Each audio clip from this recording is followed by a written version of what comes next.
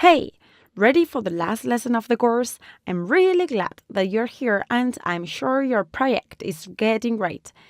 I've attached a file with a mockup so that you can see how your composition would look.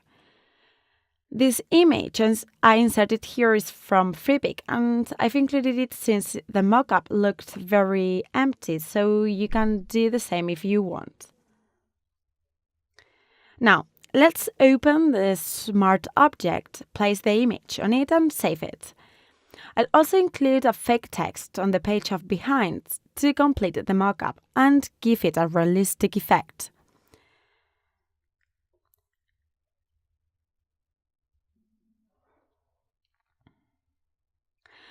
You can use a text from internet.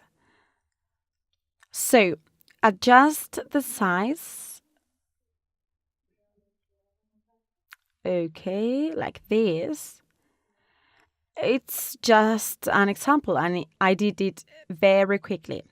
And the final result will be something like this. Cool, right? Well, keep adjusting and don't forget to save the image we just created as JPG to adapt it to your portfolio. So guys, the course has finally come to an end. Hope that you really liked it as much as I did and that you enjoyed it. Thank you again for enrolling on the course.